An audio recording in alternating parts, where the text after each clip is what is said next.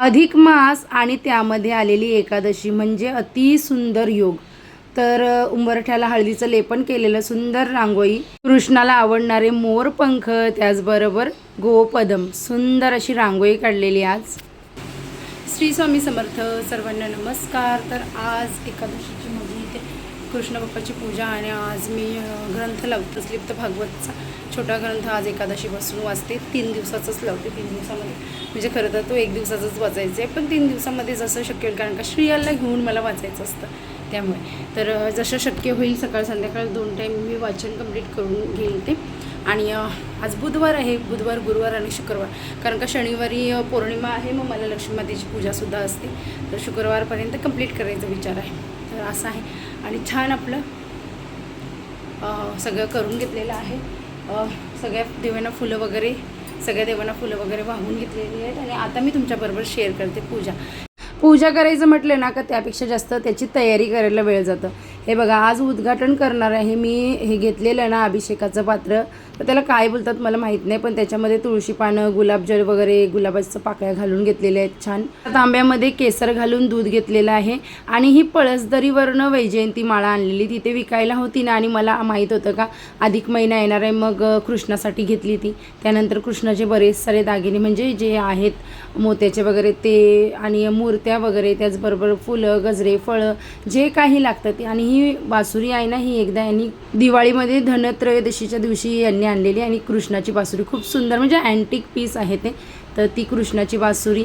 आणि अशी काही तयारी पूर्ण केलेली. त्यानंतर संकल्प केला, म्हणजे अगोदर स्वामी स्तवन, स्वामींचं जप, आणि मग संकल्प करून पूजेचं जे षोडशोपचार पुस्तक आहे ना माझ्याकडे, त्याच्यामध्ये सविस्तर पूजा दिलेली आहे. तशी मी पूजा करत असते. दाखवताना तुम्हाला इथे मी शॉर्टमध्ये दाखवते, कारण का एवढं सगळं जो विधी असतो 1.5 ते पावणे 2 तास लागतात. तर तेवढा मोठा व्हिडिओ तर शेअर करू शकत नाही, असं व्हॉइस ओव्हर देऊनच शेअर करायला लागतो. त्यानंतर छान आपलं जे पात्र घेतलेलं अभिषेकाचं, आता नाव मला खरंच माहीत नाही, तर ते मी छान त्याचा वापर करते. इथे गुलाबजल वगैरे, त्याच्यामध्ये तुळशीची पानं घालून घेतलेली, ते जल गंधोदक स्नान केलं, पंचामृत स्नान करून घेतलं. मग छान असं सगळं रीतसर जसं एक एक अर्पण करतात ना पदार्थ देवाला, ते सगळं अर्पण करून इथे श्री सुक्तम, पुरुष सुक्तमचं अभिषेक करून घेतलं. त्यानंतर सगळ्या देवांना स्वच्छ कपड्यांनी पुसून व्यवस्थित त्यांची जिथे आहेत ना, म्हणजे जिथे मांडते तशी मांडणी करून घेतलेली आहे. तर आज एकादशी निमित्त मी जे पारायण लावणारे, ग्रंथ लावणारे छोटंसं, तर त्यासाठी सगळ्या देवांची, म्हणजे विष्णू स्वरूप जे आहेत मूर्त्या, त्यांचे अभिषेक करून मी इथे त्यांना छान सगळं वस्त्र वगैरे घालते. इथे कृष्ण बाप्पाला वस्त्र घातले नवीन.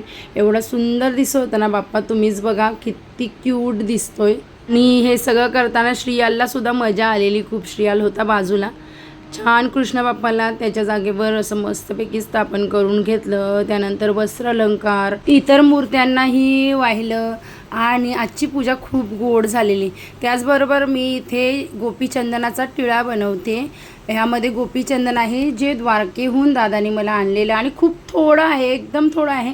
आणि मी एकदम थोडं घेते ते, आणि थोडं पाणी मिक्स करून ते कृष्ण बाप्पाला लावते, कारण का गोपीचंदनाचा टिळा कृष्ण बाप्पाला फार प्रिय आहे त्याच्या. कारण का गोपिकांनी ज्या जागेवर जळसमाधी घेतलेली तिथली ही माती आहे, त्यामुळे ती कृष्णाला फार प्रिय आहे. आणि अजून त्यांच्या आठवणीमध्ये ती कृष्ण बाप्पाच्या कपाळाला लावली जाते. अशा प्रकारे मी गोपीचंदनाचा टिळा लावून घेतला. आणि ह्याबरोबर एक गोष्ट मी सांगेल, आपल्याला जमते तशी, आपल्याला आवडते तशी पूजा करायची. पूजा करण्यासाठी तुम्हाला कोणतेही स्तोत्र मंत्र येत असतील नसतील याची काही गरज नाही.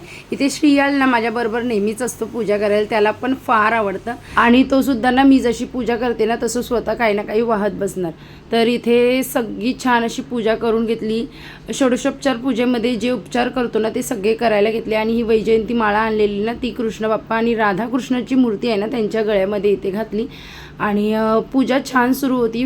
पूजा करताना ना, आता आपण ज्या देवाची पूजा करतो तर त्या देवाचा मंत्र, आता विष्णू स्वरूप देवांची पूजा करते तो ओम नमो भगवते वासुदेवाय, कंटिन्युअसली मी ते मंत्र जप करून पूजा करत होती. म्हणजे आपला जपसुद्धा होतो, सगळे उपचार आहेत ते वाहिलेसुद्धा जातात, आणि आपलं मनसुद्धा एकाग्र राहतं. तर तुम्ही शिवाची पूजा करत असाल तर ओम नमः शिवाय सगळ्यांनाच माहीत आहे तो मंत्र. तर तसं तुम्ही स्वामींची करत असाल तर श्री स्वामी समंत्र म्हणून आपण पूजा करू शकतो. आणि अधिक मास चालू आहे, त्यामध्ये राधाकृष्णाच्या पूजेला जास्त महत्त्व दिलेलं आहे. राधाकृष्णाची पूजा आपण जशी शक्य होईल आपल्याला तशी करू शकतो. त्याचबरोबर आपल्याला अधिक मासामध्ये काही शक्य नसेल करणं ना, तर राधाकृष्णाच्या मंदिरात किंवा विठोबा रखुमाईच्या मंदिरात किंवा जिथे आपल्याला शक्य होईल त्या मंदिरात जाऊन छान असा राधाकृष्ण ओम कृष्णाय नमः, राधिके सहित कृष्णाय नमः असा जप करून ना छान वेळ घालवू शकतो, आपल्या मनाला शांती देऊ शकतो. तर पूजा करणं म्हणजे काय आहे, तर एक आपल्या मनाला शांती देणं आहे, आपलं मन एकाग्र करणं आहे. तुम्ही उपवास करा अथवा नका करू, पण तुम्ही ना देवाच्या सानिध्यात राहून छान त्यांचं जप करणं सगळ्यात महत्त्वाचं आहे. आज एकादशी होती, अर्थात माझा उपवास आज असणार आहे, कारण का एकादशीपासून मी उपवास ह्या एकादशीपासून पकडणार. 3 वर्षापूर्वी श्रियाल जेव्हा मी प्रेग्नंट होती तेव्हा मी एकादशीचा उपवास सोडलेला, कारण का दर एकादशीचा उपवास मी करते. पण आजपासून पुढच्या एकादशी मी करणार असं ठरवलेलं. आणि छान अशी पोथीला अगरबत्ती ओवाळली, फुलं वाहिली, देवाला नैवेद्य दाखवलं इथं आणि सुंदर आपली अशी पूजा झालेली आहे. खूप सुंदर दिसते, मन प्रसन्न वाटते. आणि अशा प्रकारे पूजा वगैरे करून झाल्यावर इथे संस्लिप्त भागवत या ग्रंथाचं मी वाचन करायला सुरुवात केली. वाचन करून झाल्यावर ना आरती केली. आज पूजासुद्धा केली, म्हणून एक किंवा दुसरा अध्याय वाचन केलेला मी. आणि मग छान अशी आरती वगैरे करून घेतली सगळ्या देवांची. आणि आरती झाल्यावर अशा प्रकारे सुंदर पूजा झालेली, म्हणजे खूप छान वाटत होतं, खूप छान आणि प्रसन्न वाटतं जेव्हा अशी पूजा केल्यावर. आताच पूजा वगैरे करून घेतली माझी झालेली. आणि आता मला वाचन मी जास्त नाही केलं, 1-2 अध्याय कंप्लीट केलेले. आता पुढचं वाचन संध्याकाळी करेल आणि ते 2 ते 3 तासामध्ये हा ग्रंथ कंप्लीट होतो. पण माझ्याकडे श्रियाल आहे. आता पूजा केली, पूजेला मला 1-1.5 तास गेला. वाचन मग त्याच्यामध्ये मग सगळंच होत नाही ॲडजस्ट. मग आता बरं ना पहिले जेवण वगैरे बनवते. श्रावणीला पण क्लासला जायचं आहे, तर श्रावणीला उशीर होत होता म्हणून पहिले जेवण बनवून घेतलं. मग ती जेवून क्लासला जाणार होती. त्यानंतर संध्याकाळी छान अशी मंजुळवात ज्या मी तुमच्याबरोबर शेअर केलेल्या त्या लावल्या एकादशीच्या दिवशी. तर सुंदर दीपदान आजचं छान वाटत होतं. तर एकादशीला ना आपण जितकं दीपदान करू, घरामध्येच नाही तर मंदिरांमध्ये सुद्धा, शिव मंदिरामध्ये, विष्णू मंदिरामध्ये, कृष्ण मंदिरामध्ये, त्याचबरोबर विठोबा रखुमाईच्या मंदिरामध्ये छान दिवे लावले आपले. आणि मस्त आता वाती लावून दिलेले आहेत. आणि वाचायला मी बसते, माझं भागवतचं वाचन राहिलेलं तर ते कंप्लीट करते. इथे स्वामी आहेत आणि छान वाटतं. ही वात शुद्ध तुपामध्ये किंवा शुद्ध तिळाच्या तेलामध्ये लावायची. शुद्ध का वापरायचं त्याचं कारण एकच आहे का जेव्हा जळतं ना तेव्हा जळल्यानंतर आपल्या घरामध्ये त्याचा जो एक धूर तयार होतो ना तो आपल्या शरीरासाठी चांगला असतो. त्यानंतर इथे श्रियालनी बघू शकता किती अभ्यास केलेला माझ्या भिंतींवर. वाचन वगैरे झाल्यावर इथे आंबे यांनी 2 दिवसापासून आणलेले, तर हे अर्धे आंबे त्याच्यापेक्षा जास्त होते आणि पल्प करायचं होतं मला. पण विचार केला आता एवढेच राहिले ते सुद्धा खाऊन घेतो, कारण का आंब्यांचा सीझन आहे. आणि हे बोलले मी पुन्हा आणून देतो जरा जास्तीचे आंबे, आता हे खायलाच राहू दे. यावर्षी भरपूर आंबा खाल्ला आणि तो सुद्धा गावठी आंबा. भरपूर जण विकायला येत होते टिटवाळा साईडच्या, आणि आम्ही उरणला गेलेलो ना तिकडनं सुद्धा भरपूर गावठी आंबे घेऊन आलेलं.